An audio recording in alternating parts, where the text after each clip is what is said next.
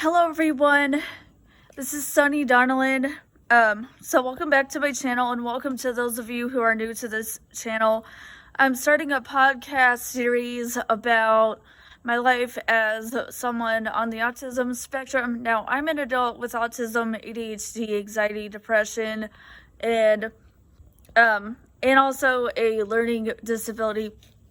I've had issues with that my entire life. Now, I wanted to discuss certain challenges that I've had to overcome in my life, such as the 2 years from 2019 to 2021 that it took me to find a job after attending paid training sessions through GVRA, which is the Georgia Vocational Rehabilitation Agency.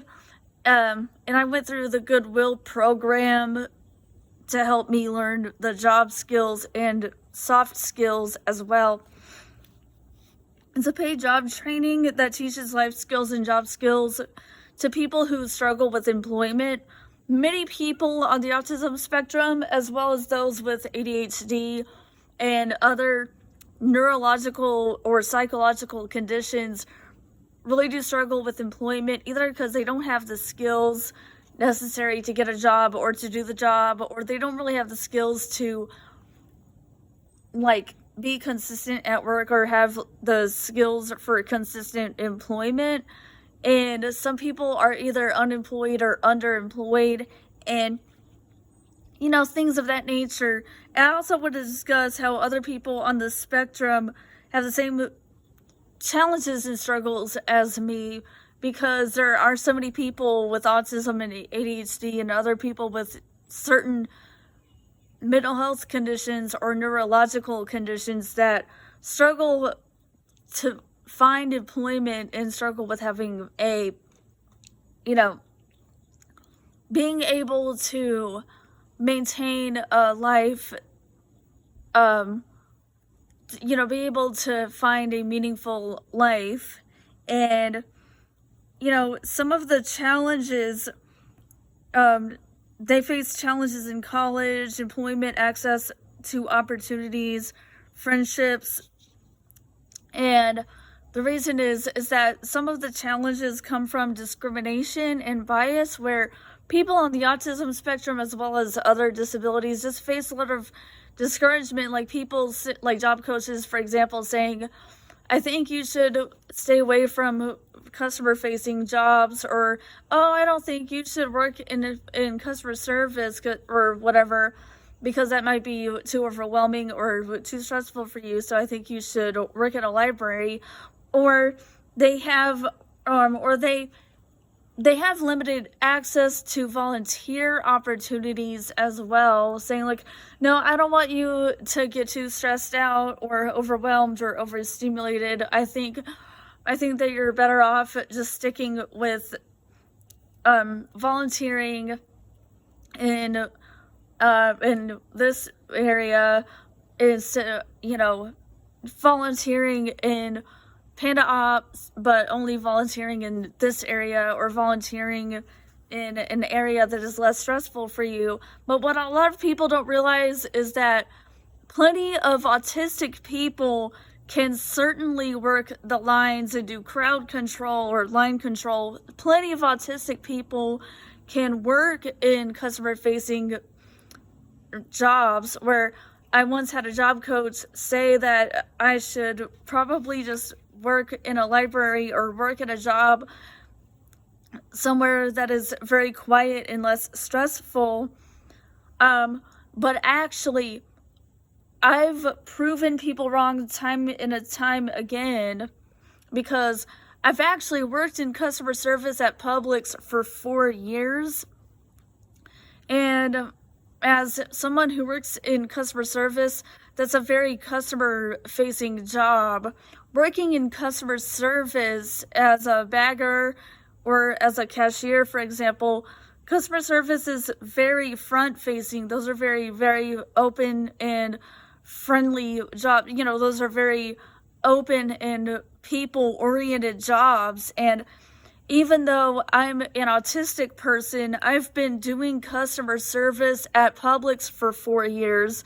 So actually, people with autism can be very successful in, retail and customer service environment. Because autism, it has a wide range of challenges and strengths. Some of us take things very literally, and others like to make jokes about our lives. Because some of us need humor to cope with stressful situations in our life. But some of us can read or listen to instructions and sometimes we can take instructions too literally. Like, for example, when I first got hired to work at Publix, when somebody told me to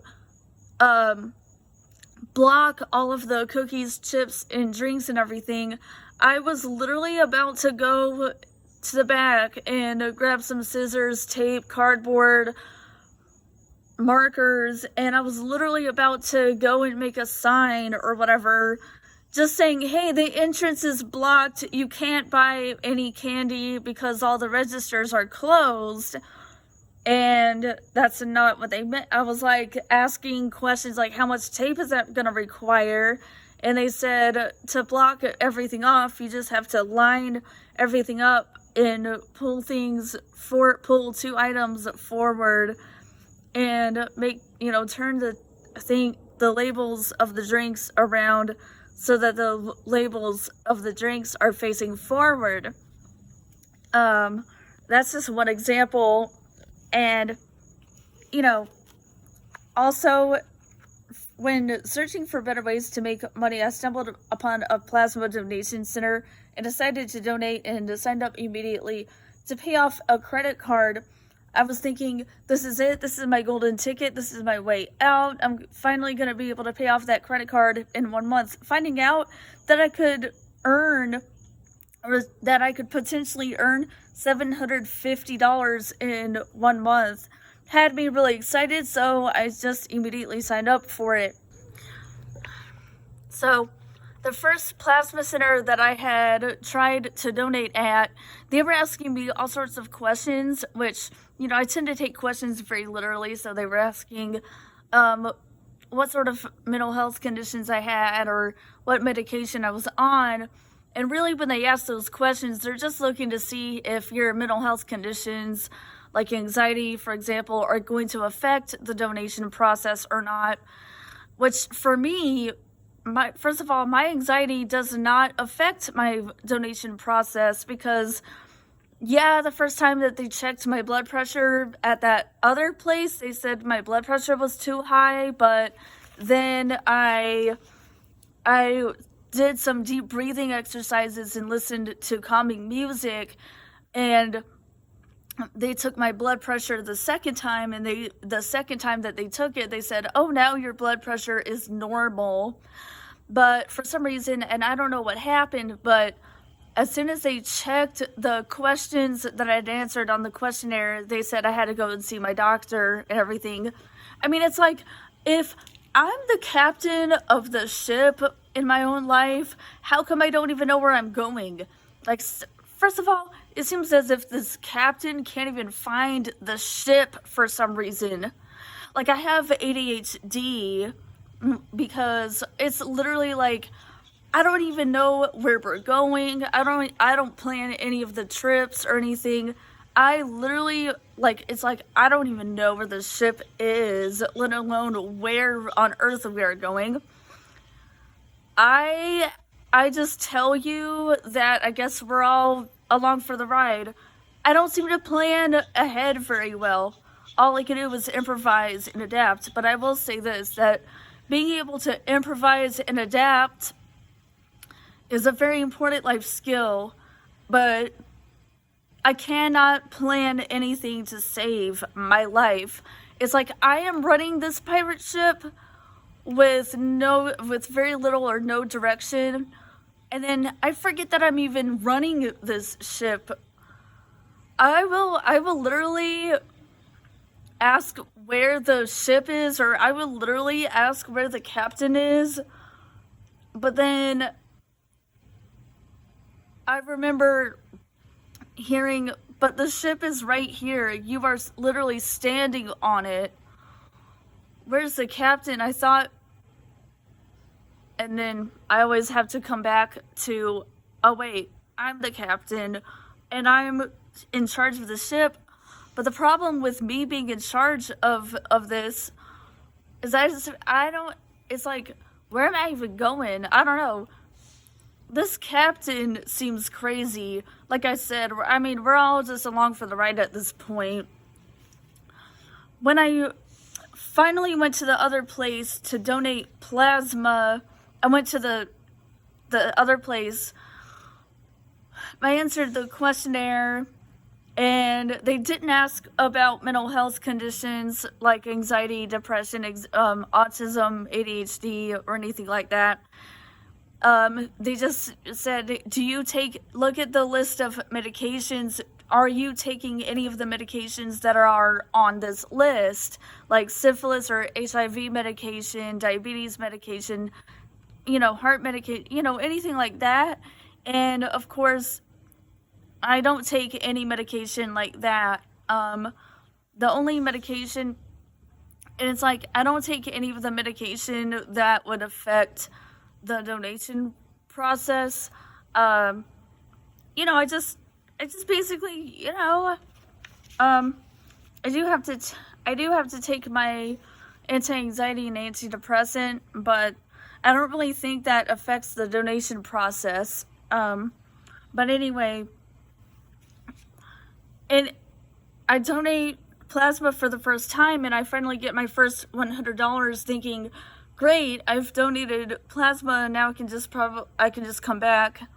But I got everything done right, but I almost made it to the very end of the process, but I nearly passed out the first time, which was already a red flag. But I decided to come in and try to donate again, thinking, well, maybe this is just a one-off thing. Like maybe this is just the only time I have this type of reaction. I tried to go in to donate the second time, but my body unfortunately rejected the machine. Like, my body physically rejected the donation process. Like, my body physically rejected the entire machine, like the needle and everything. Like, my body literally forced me to stop donating the second time. So then I thought to myself, well, I thought I did everything right. I was so close. I got my $100 the first time. I thought I was doing everything right. Like, I was eating so good, like strawberries, bananas, lots of spinach, all this other stuff. And apparently you're not supposed to eat dairy. So I guess I can't identify as a mouse anymore. Maybe I could identify as a bat because they do love to eat a lot of fruits and vegetables. Or a cat because they love to eat meat, because, like, I figured, after I got home today, they said I might have to go to a different plasma center because apparently they use different machines at the other plasma centers. And he said that some people physically cannot take the types of machines that are used at this particular plasma center. Is that the machines are really, really fast, and they try to get people in and out as soon as possible. But the problem with that is that some people just have very similar reactions, like where they get really hot, or they kind of tend to pass out or something. Like, some people have that type of reaction, not necessarily because they can't donate. It's more because their body physically rejects the machine that they're on. Like, their body cannot adapt to the machine that they're on. so they have to go to a different center that uses a different type of machine for the donation process, and they have to do it more slowly, and their body has a better reaction to the machine at the other place. That's what he told me. I mean, I thought I did something wrong. Like, I was like, for crying out loud, I've eaten lots of spinach, tomatoes. Duh. It's all about keeping your protein and iron high enough and staying hydrated. And I was eating plenty of watermelon. Like, that still didn't help. I don't know. I thought I was doing something wrong. But he said, no, you're not doing anything wrong. This just isn't the center for you. So I was like, oh, okay. Well, I guess this isn't the right center for me. I've decided that I'm just going to put plasma on the back burner. Like, I'm just going to put the plasma donation to the side, and then I'll just think of other stuff I can do on the side to make more money. Oh, and apparently I can't eat milk, eggs, yogurt, or anything like that. Apparently even dairy is bad for you when you try to donate plasma. I mean, when it said don't eat fatty foods, I was assuming it meant stuff like hot dogs and fast food. You know, I thought I just couldn't have hamburgers and french fries, but now I also can't have cheese, yogurt, or milk. Even that has too much fat in it. Wow. I never would have thought that donating plasma would teach me so much about my health and the way that the process and the way that my health and everything else works. So now I can't eat cheese anymore. Oh well. Or I maybe just not right before the donation process. I don't know.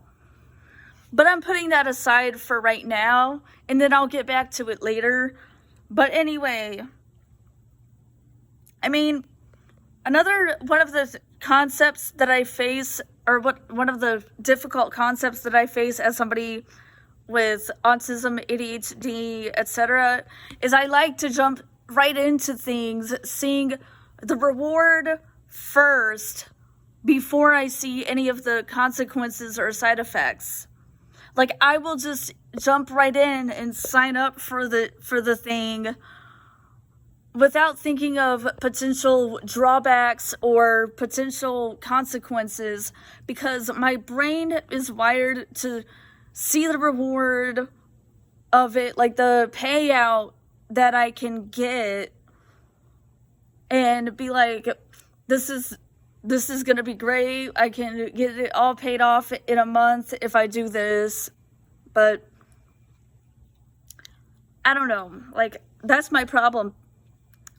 On the other hand, I will say this, that my autism helps me to do the research. Like, I will say that while my ADHD makes it hard for me to focus on doing the research and taking into account considerations or drawbacks, sometimes my autism does kick in and helps me to slow it down and look into the consequences or drawbacks, or see things that could create obstacles in the future. Like donating eggs, for example, I slowed down. Like, I wanted to sign up to donate eggs because I can get paid up to $10,000 to $60,000. Like, experienced egg donors can make $60,000, and brand new egg donors can make $10,000 to, I don't know, $20,000. I wanted to sign up for that because of the reward, right? Because that's how my brain is wired. But with my autism, I realized that there could be potential risk, but also like the preparation. Like, you have to eat a good diet. Obviously, you have to be a non-drug user, and you have to be a non-smoker as well. And then I realized, oh, they want me to show all this family history. They want me to show family psychological history and physical health history. They want me to, if I, like, let's say that I become eligible to be an egg donor. Then they'll tell me I have to start taking these injections, do all this fertility treatment, that I also really have to come in to all these OBGYN appointments and all of this other stuff. And from what I've learned, plasma donation is pretty simple and straightforward, but egg donation, on the other hand, is not as straightforward. But yeah, it's really, I'm still planning to donate eggs in the future, but I just have to get all of my family records. I mean, good grief. You have to get so many health documents. You have to have so many health records because they want to see all of that. Then all of this other stuff. Like, I'm considering egg donation because of the payout, but then again, I'm trying to consider the things that are going to make it challenging. I mean, I believe I could do it, but then again, like, there's a bunch of stuff to do first. Good grief. But you see, as somebody with autism, ADHD, anxiety, depression, I have to use humor to cope with things. So, like, I take the instructions to literally, like, eating non-fat foods, thinking that it meant, well, obviously don't eat hot dogs and french fries, but it apparently means no dairy products. Apparently cheese still has a lot of fat in it. I mean, yeah, it has protein, but I guess it's better to eat like chicken or fish or whatever. But anyway. Now, aside from all of that, what I've also noticed as somebody with autism spectrum disorder is the fact that I used to think that I had to cover every single shift that came my way. I thought if I didn't show up for work and take on all the extra shifts that they gave me, that I would somehow let everybody down and that somehow I would lose my value or worth as a person. I used to think that I used to believe that so much of my worth as a person, especially since I'm on the autism spectrum, like I already felt like people would just really judge me and judge my worth as a human being and say that I had less worth or less value because of my autism. So in order to combat that, I decided I need to work all the extra shifts on all of my days off, and I have to work really hard. I have to go above and beyond. I have to follow all the rules to a T, even if no one else is following those rules. But I have to do everything perfect because I need them to see I'm an excellent person and a hard worker, and this is the only way to prove my worth as a human being. But between 2021 and this year, I just realized that I was going into work even when I was already exhausted. I was going into work on my days off, and I was even going into work on days that I should have stayed home to recover. I realized that I was putting so much pressure on myself to just work as hard as possible, to really go above and beyond, to really show up and show out for everyone, to really work as hard as I could so that I could really make a good impression. But working my tail off, as well as masking and pretending to be neurotypical as possible by conforming to all of the social norms and working so hard to fit in and be just like everybody else. I hadn't realized until this year that all those things were catching up to me and causing tremendous burnout and low self-esteem and just like the burnout was really causing a lot of demotivation and depression and more anxiety. My anxiety and depression got so bad that I had to take a step back and stop accepting the extra shifts that were available to me. Like in the late summer and early fall of this year, I decided that I needed to take a step back and not accept all of the extra shifts that were available to me because I was afraid my mental health was going to get worse. I was suffering immense depression and anxiety to the point where I almost thought if I don't get this, if I can't do any of this, then I can't go on. Like I felt so tired that I didn't know how I was gonna be able to go on anymore. Like I thought, how am I gonna continue to go on? And I just felt so exhausted and so depressed, so mentally and emotionally drained from the years of pushing myself and pushing through everything. Like I had been through like 3 or 4 years of pushing through the exhaustion, pushing through the burnout, overworking myself, and I just ran into burnout and exhaustion, and I started thinking, I don't know how to even go on anymore.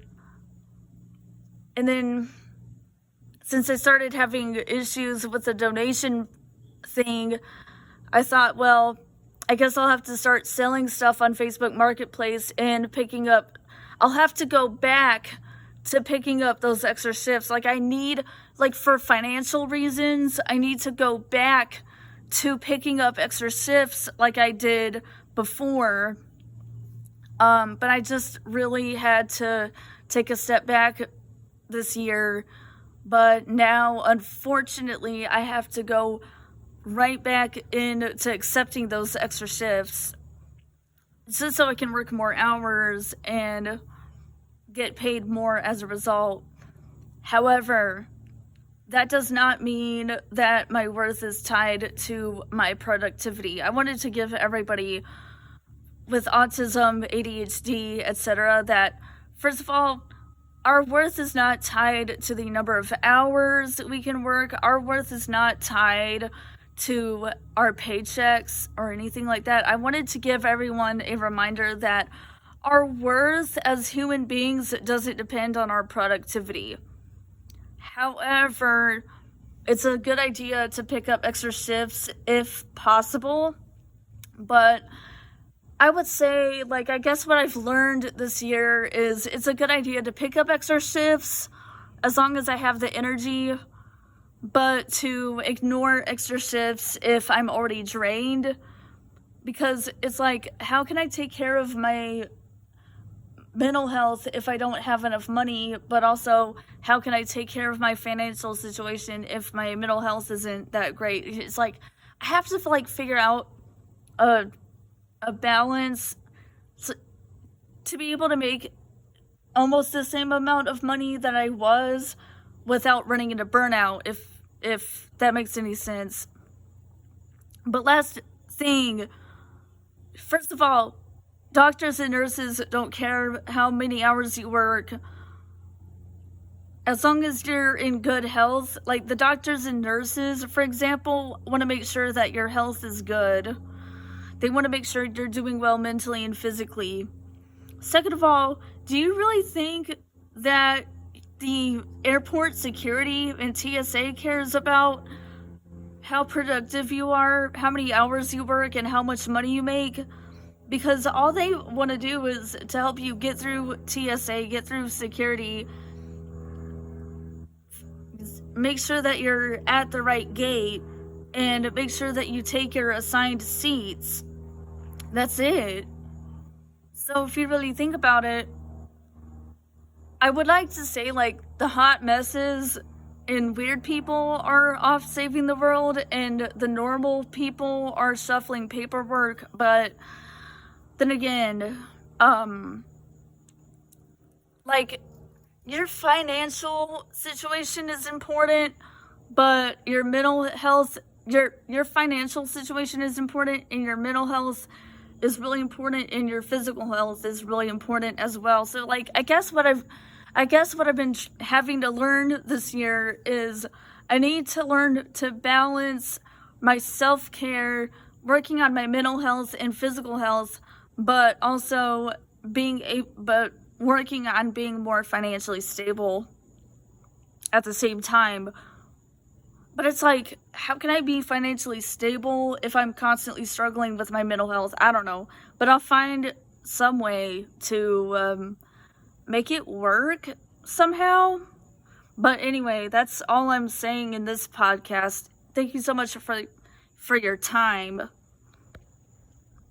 And I'm signing off now.